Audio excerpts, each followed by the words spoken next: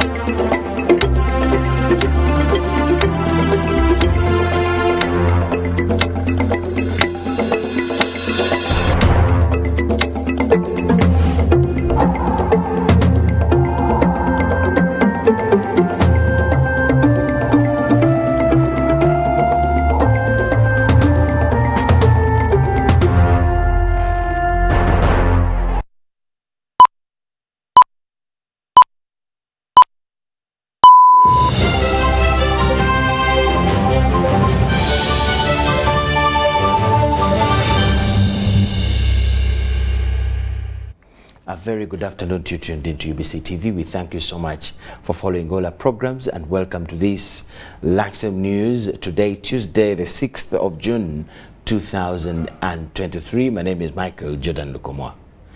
President Yoweri Kaguta Museveni received and held discussions with Mama Maria Nyerere, widow to the late Tanzanian President Julius Nyerere, at State Lodge, Nakasero.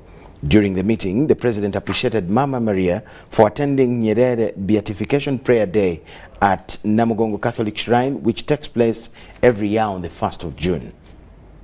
Mama Nyerere, who champions the beatification cause, has made it a point to come to Namugongo every year, invoking the intercession of the Uganda martyrs who were canonized as saints by the Catholic Church in 1964. The former First Lady attended the meeting along with her delegation, and a number of issues concerning mutual interests were discussed. The former President of Tanzania, Mwalimu Julius Nyerere, who died on the 14th of October 1999 at the age of 77, passed the first step to sainthood when he was declared a servant of God in 2006. Since 2009, the faithful have held the Mass at Namugongo a day ahead of the Uganda Martyrs' Day celebrations, with the congregation praying for the beatification cause of Nyerere. Pilgrims trek from Tanzania to honor this day. Nyerere's family is always represented in such prayers by Mama Maria Nyerere.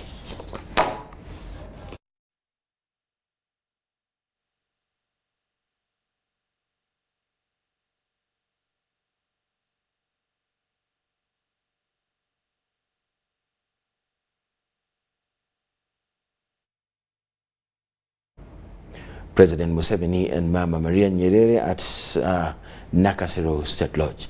Moving on, the head of the African Union Transition Mission, Ambassador Mohamed El Mayin Swift, together with Uganda's acting ambassador to Somalia, Major General retired Nathan Mugisha, and the ATMIS Force Commander, Lieutenant General Sam Okiding, have visited soldiers recovering at the Level 2 hospital following the recent attack on the Bulo Maril forward operating base in Lower Shebele region. The officials were briefed on the recovery status of the soldiers by the commanding officer of the Level 2 hospital, Lieutenant Colonel Dr. Godfrey Semakula Ngovia.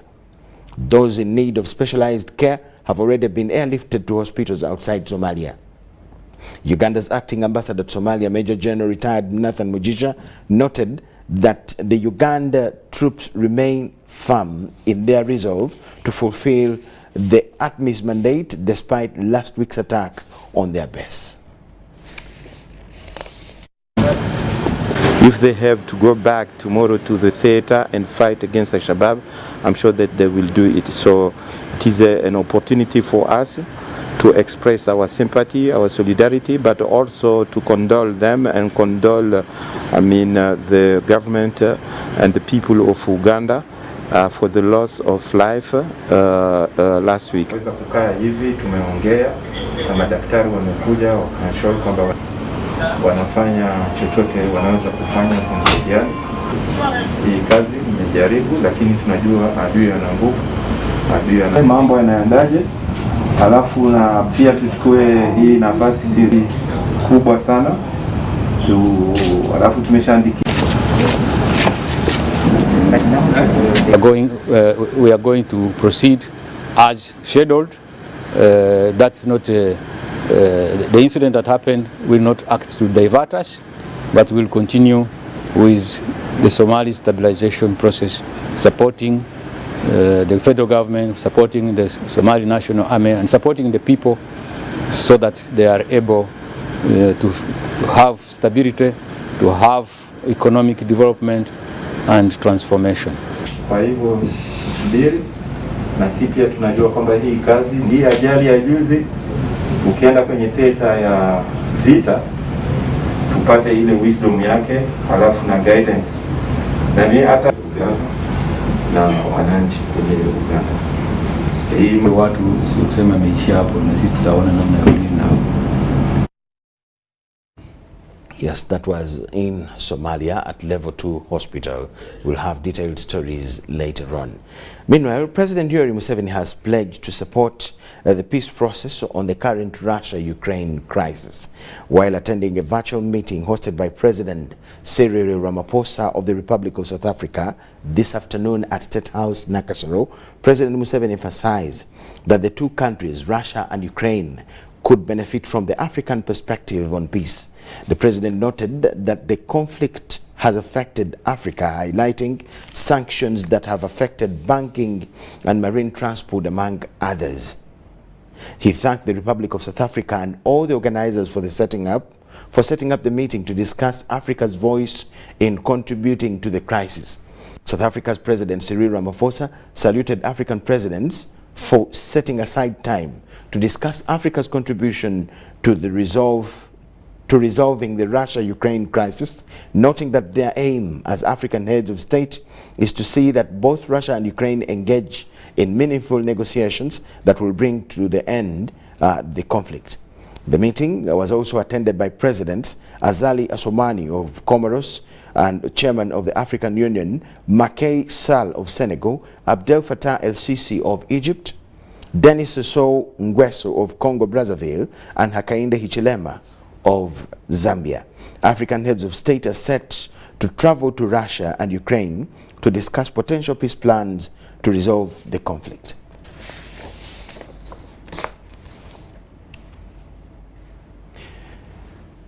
High Court Criminal Division before Judge Isaac Muwata is proceeding with the hearing of the case where 6 people are accused in the murder of Maria Nagirinya and her driver Ronald Chitaimbwa. The accused, Kalyango Nassif, is defending himself in this matter. Other accused persons in this matter include the prime suspect Kasolo Kopuliyamu, Chiseka Hassan, Johnson Lubega, Nassif Kalyango and Sharif Mpanga. Prosecution in this matter is represented by lawyer Jonathan Mwaganya and Timothy Ameriti, while the accused are represented by lawyer Godfrey Serwanga and Julius Serwambala. Maria Nagirinya and Ronald Chitaimbwa were kidnapped from Lungujai, Kampala suburb, and murdered around Mukono on the 29th of August 2019.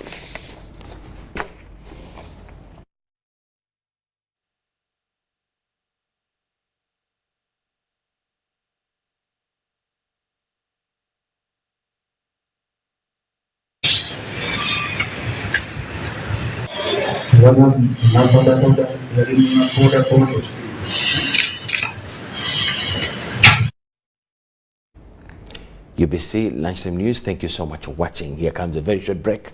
Don't miss what we have on return.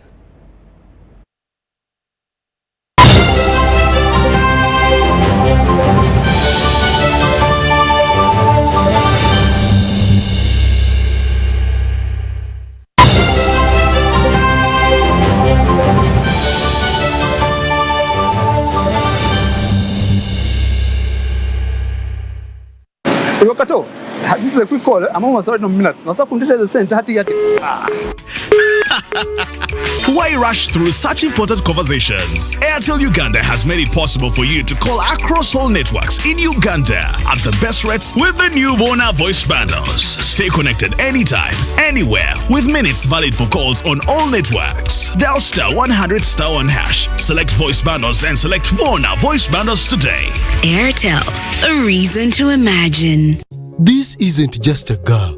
She is the future. This is a teacher, a doctor, a community leader, our future president. She is the future of Uganda. And as a policy maker, the policies I enact today will protect her from child marriage and teenage pregnancy. We each have a role to play in empowering our teenage girls to protect them from child marriage and teenage pregnancy. Because when we empower them, we empower our nation. Protect the girl, save the nation. Take action. Report any case of defilement or child marriage to the police or call Sawuti 116.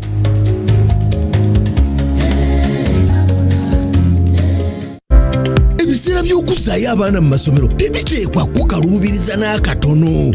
Eno kusimba nnyiriri mpanvu, kano kalipagano ka bidduka. Simanyi kuzunga na banka siripsi. Kati osobola okusasula school fees z'omwana wo ate n'okola n'ebirala ntoko ku ssimu ye ey'omu ngalo. Ekikola kyangu nnyo. Nyiga bunyizi *165*8 ogoberera ebikulagiriddwa oba okozese app ya MTN Momo. Ate kati okola ki olwaleero? MTN Mobile Money Uganda Limited erungamizibwa banka enkulu eya Uganda. Juko. Yo. Wachikuwa. Check the shopping, man. What's your secret? Wagana wange, haven't you heard of the parish development model PDM? Yes, I did, but I thought it was just a talk. No, Sebatia. It is real. I and a few friends together formed a circle, accessed money from the PDM, invested in a poultry project, and now things are moving. Juko. I thought I was one of your friends. You are. But you left me behind. I didn't leave you in poverty. What you do, just visit your LC2 chairperson and your parish chief and start the process of economic transformation. Just like that. The parish development model is an initiative from the government of Uganda through the Ministry of Local Government designed to transform all lives of Ugandans for the better. PDM, my parish, my development, my life. Uganda is rich in natural resources and hard-working people. But to turn these resources into real progress and development, we need to invest in our infrastructure, education, and healthcare. That's where taxes come in. When we pay our taxes, we are investing in our country's future. We are supporting the schools that educate our children, the hospitals that care for our families, and the roads and bridges that connect our communities. And when businesses pay their taxes, they are contributing to the growth and development of Uganda's economy. They are helping to build a stronger, more prosperous nation for us all. So when you pay your taxes, you are investing in the future of Uganda and supporting the progress and development of our nation. Uganda is because of you. Uganda Revenue Authority. Developing Uganda together. This is the University of Africa. On the streets, you get your real education. Here, everybody has a degree of something. But the most important qualification is imagination. Her reason to imagine is slay. His reason is to be the goat. Theirs is to take the beat and make it lit. They want to test edgy till it is fire. Their reason for imagination is to add riz in style. Her reason to imagine is finesse. And hers is to find what's new and bussin'. So no matter what your situation, just use your imagination.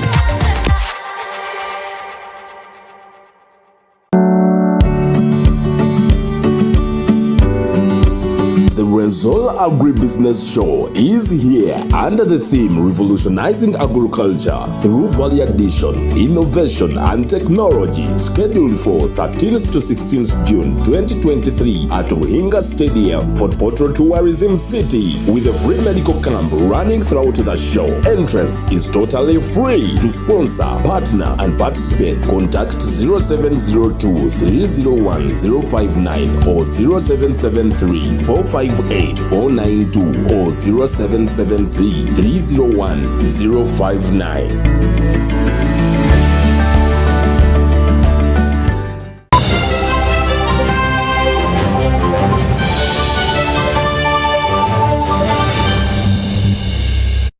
UBC Lunchtime News, we thank you so much for watching and welcome back from the break. Now, government hospitals such as Naguru and Entebbe are facing water shortages after being disconnected by National Water and Sewerage Corporation due to areas, and this has affected operations in the hospitals. However, Dr. Henry Mwebesa, the Director General Health Services, Ministry of Health, has assured the general public that they are negotiating and are going on, that they're having negotiations with the National Water and Sewerage Corporation to reconnect water at the hospitals. He, however, wants all hospital staff using hospital water to be disconnected so that they pay for themselves to reduce the areas.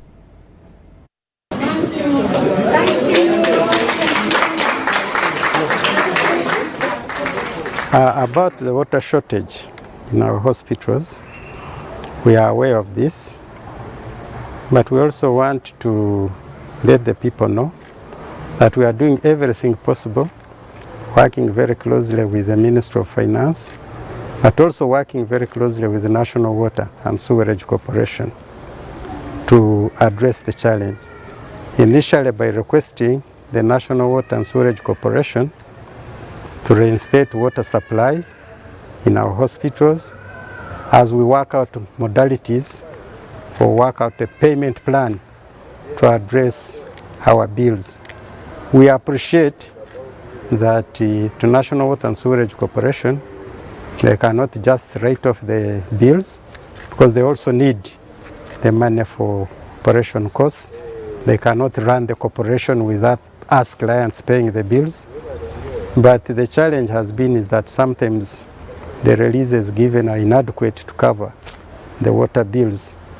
Like Naguru, we are told they get a bill of about 20 million per month. When they add their sewerage component, which I think is about 75%, it comes to slightly below 40 million per month. That's a big bill, and we are trying to see how we can get more money to address such challenges. But we also try to advise our hospitals to prioritize their bills, because you cannot sit there and wait that somebody will come to your rescue. You should be able to keep paying your bills with the money you have. And in some hospitals, actually, we found, not necessarily these three, but in some hospitals we found that sometimes they connect, all the staff houses are also connected on the hospital bills. So that blows the budget, the bill out of proportion. So we have emphasized that staff houses should be disconnected from the main hospital bills, so that each staff house, they pay their own bills, they get their individual meters. But for Naguru, I'm sure that's not the case. For Entebbe, I also believe it's not the case. They must be genuine bills for the hospital. But the point is, they should continue paying their bills, at least reduce the bills. Even if somebody is coming to help, it should be reduced bills, but not to start throwing bills of 1 billion that they are unpaid. Okay, I think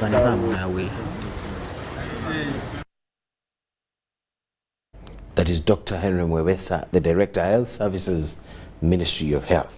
Bulambuli district leaders have expressed concern over rampant acts of domestic violence in their area. The acts have been sparked off, according to the leaders, by the distribution of parish development model cash, where they say some husbands have been blamed for beating their wives over this money. Ulambuli district has started registering cases of domestic violence among couples arising from sharing of parish development model cash. Ulambuli Resident District Commissioner Stanley Bayole says he received a complaint where a husband in Bukibologoto sub-county attempted to strangle his wife over PDM money. This was during the celebration of a belated Women's Day.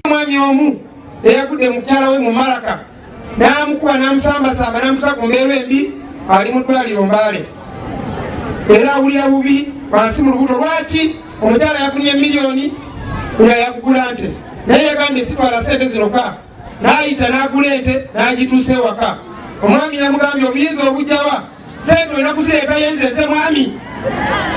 Ulambuli District Woman MP Engineer Irene Moloni condemned acts of violence against women. For someone to beat your wife because your wife has gone to PDM and borrowed 1 million, because it's not free money, you will have to pay it back. Then you beat someone to almost a death point.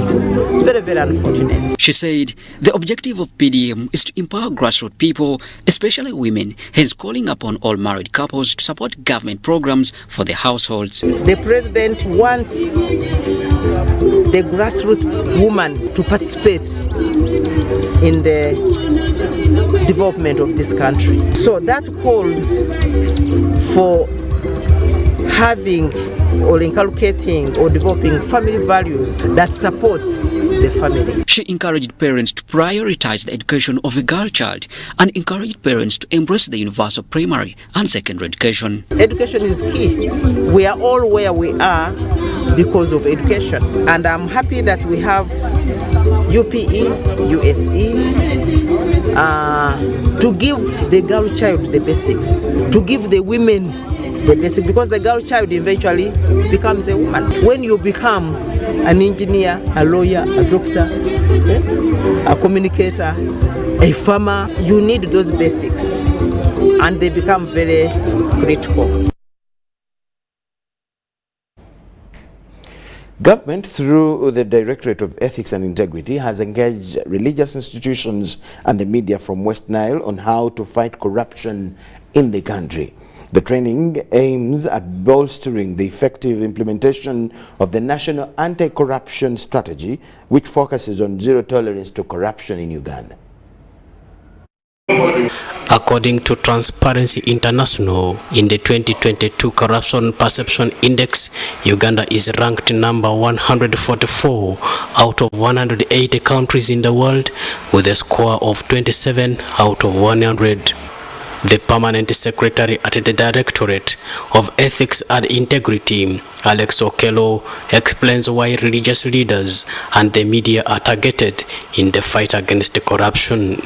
As the Directorate, we have started a countrywide refresher campaign in the implementation of the zero tolerance to corruption policy. In that policy, the fight against corruption is everybody.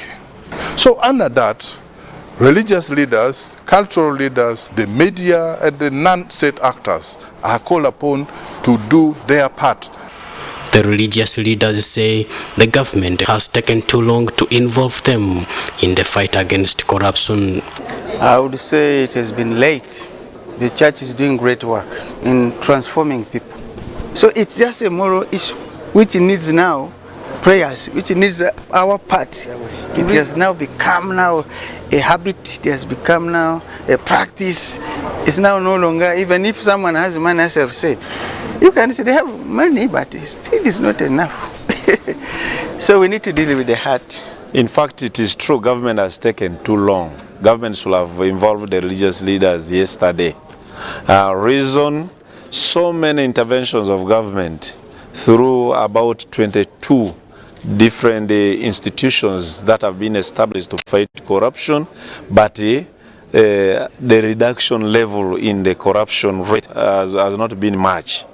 Apart from other penalties, the Anti-Corruption Act of 2009 prohibits a corrupt official from serving in any public office for 10 years once found guilty in courts of law. The Anti-Corruption Act 2009 tells out all the crimes and their punishment if you are found guilty of any of them.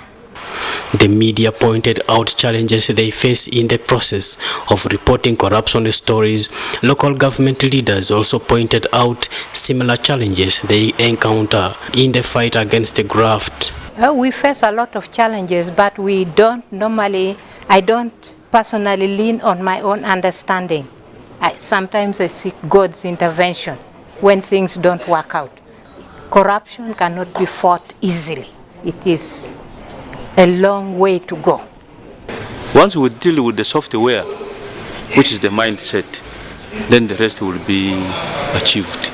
The Director for Ethics in charge of religious affairs at the Directorate of Ethics and Integrity, Reverend Canon Aaron Mwesije, implored government to properly implement relevant laws that deals with the corrupt. Which means that government can actually put stringent measures in place. You doesn't have to kill per se, but at least you can put stringent measures in place that others will learn. Say, if I'm caught stealing money, government money, I think I will suffer such a fate. Joseph Rodama, UBC News.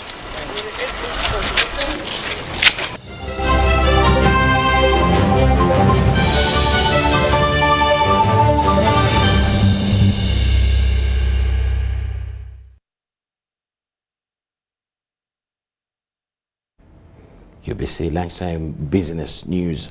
Minister for Communications and Information Technology, Chris Bariomunsi, has warned media operators to avoid use of their media platforms to broadcast programs that do not contribute to the development of the country and also spread false information which tarnishes the image of the country. Bariomunsi made these remarks at the launch of the Uganda Catholic Television in Zambia. The Right Reverend Anthony Ziwa, chairman of the Uganda Episcopal Conference, said that the television is built on religious theme and will work hard to spread the word of God. On this television is going to be salvific, is going to be Christocentric, is going to center on changing us for the better. And as a minister responsible for national guidance, I am extremely pleased and very happy that we are launching this radio, rather this TV, which is going to be fundamentally different from many of the other secular TVs, whom sometimes we get challenges with regarding the content that is broadcast. Uganda Episcopal Conference resolved to establish a national Catholic television to promote the pastoral ministry of the church in Uganda. The television went on air on the 5th of February 2020. To all the public, the society in Uganda. The motto choose good news for all. We know good news is the gospel. The launch today, the fourth.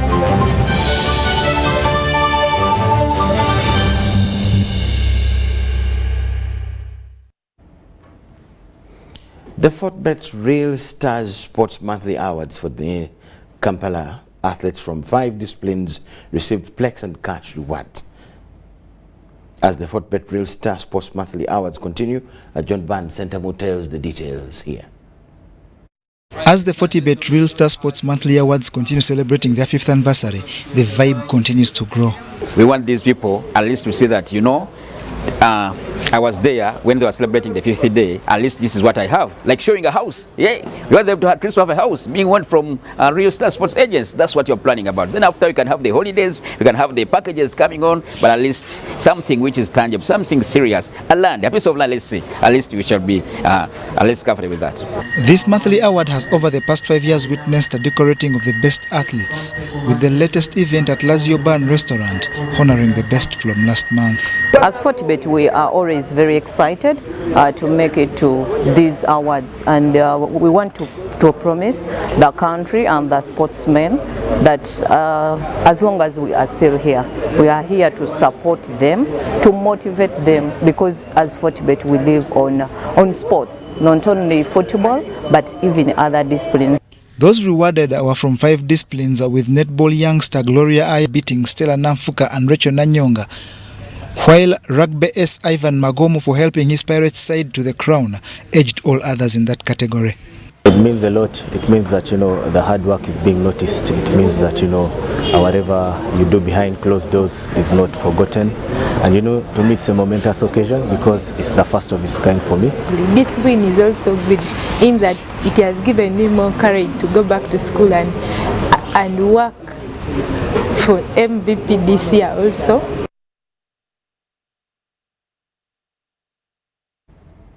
Preparations for the Busoga Masaza Cup is in high gear as teams warm up for the competition that starts this month.